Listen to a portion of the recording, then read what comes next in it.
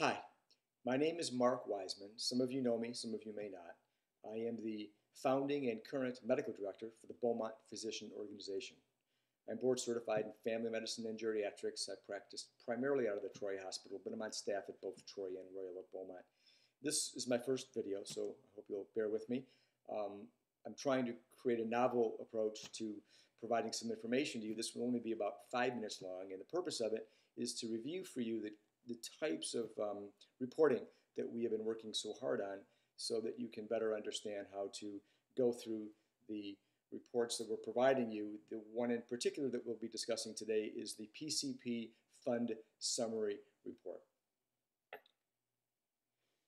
The reports that you receive are basically data that we have received from the various health plans.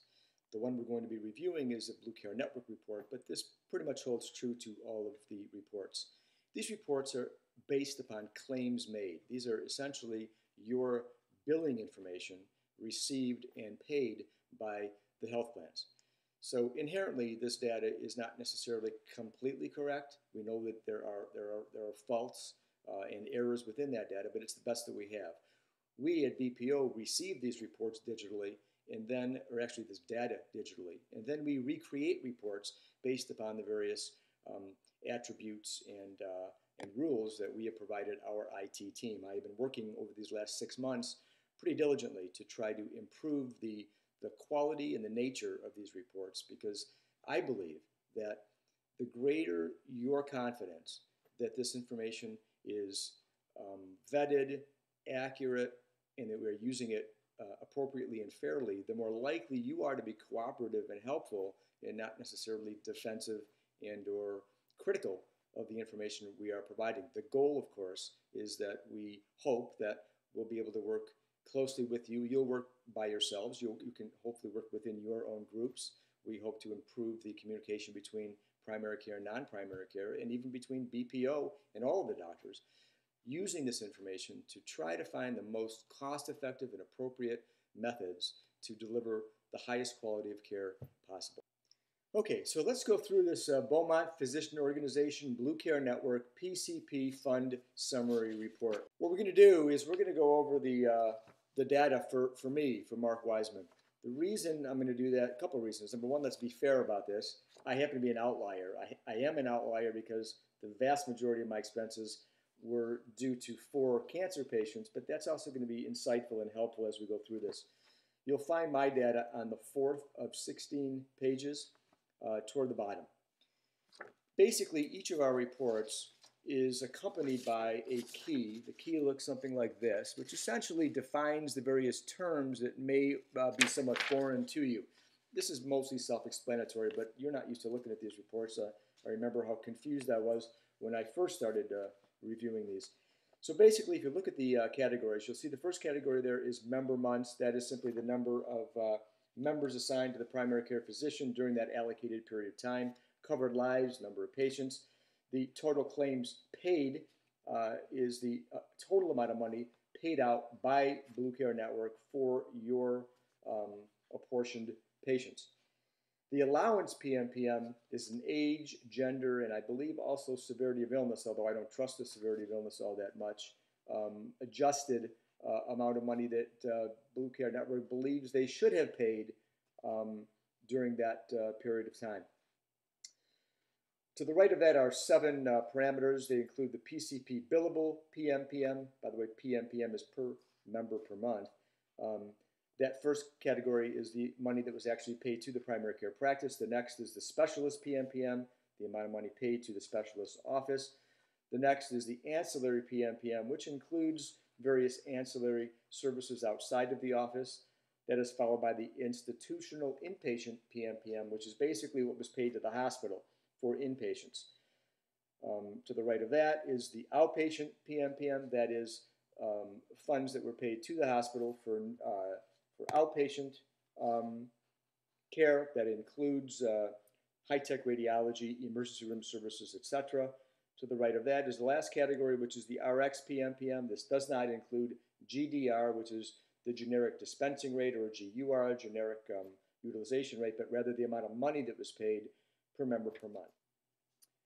Okay, next and last, we're going to go through this report a little bit so that I can try to describe to you what is unique about them. I've spent a lot of time with the IT people and the statisticians at the Medical Advantage Group, MAG, that is the outsourced company that does most of our management. Most reporting begins and ends with the PCP information via the category in terms of the funding allowance and whether you are above or beyond that. And you are defined as an outlier or you are not, and that's the end of it. We've done several things. You'll notice that these reports are broken down by the individual doctor, but also by the group. I believe that many patients, although assigned to a particular primary care doctor, are actually seen by any doctor in that group and perhaps any PA or NP as well. So we wanted to break this down both into the individual doctors, but also as a group in its entirety.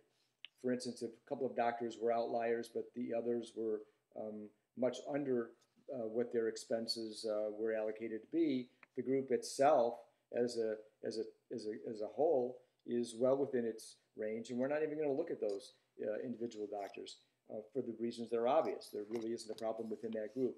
So I think it's helpful to look at individual doctors, but also helpful to look at the entire group.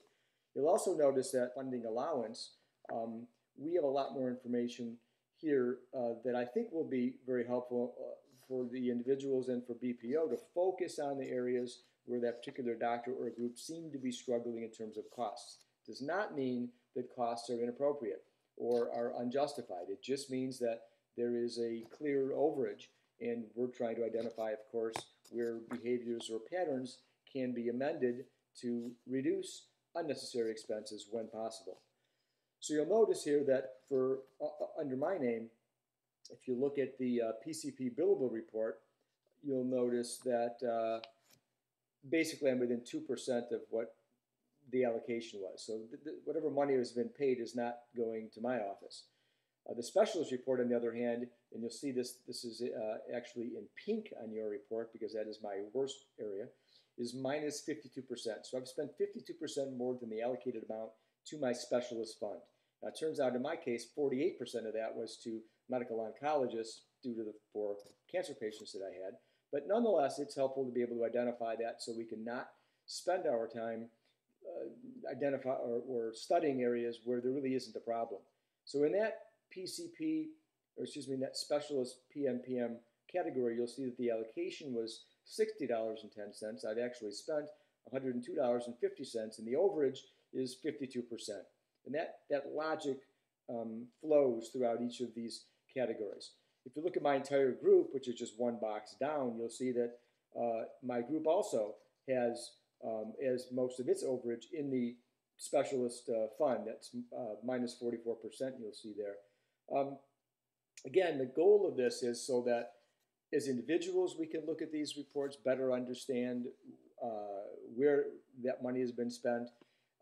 I hope that it will create individual evaluation and self-assessment. I hope that it will create dialogue within the primary care practice itself. It would be wise to sit down with all of your doctors and try to look at these patterns and understand and see if you can come up with some thoughts or ideas in areas that perhaps might be ripe for amendment or change. One of the reports that you're going to very, very soon see is a report that is going to show you as the primary care doctor, especially for outliers. It's going to show where the funds have flowed to non-primary care doctors or specialists, especially when those specialists are themselves outliers. So you'll see on one sheet of paper, you and the non-primary care doctor, although it is allocated back to you, you may be penalized economically, they are not. And I want both the non-primary care doctor and the primary care doctor to see the same information, hoping again to improve dialogue. If you as a primary care doctor are comfortable having conversations with the various specialists that might be on the expensive side, again, that may or may not be justified, that's great. If you prefer BPO or me personally to have that conversation, I'm happy to do that. But the most important thing is that we can begin to distill this information so we can understand the data, look at it, and hopefully utilize it to the benefit, to the mutual benefit of the physicians, patients, of course, and even the plan. I think I'll end there. I thank you very much for your time. I apologize for going over a little. I assumed that this would be closer to 5 minutes. I think it was more like 10 or 11 minutes. In the future, I will try to hone this information to keep it as distilled and relevant as possible. And I hope you have a great spring and summer season. I'm sure that the weather is eventually going to turn here. It's been a pleasure to serve as medical director, and I hope that you will be comfortable contacting me for any questions or information. If you want me to go over any of this, I'm happy to do so. The best way to reach me is at mweisman, Weisman, at beaumontpo.com. Thank you.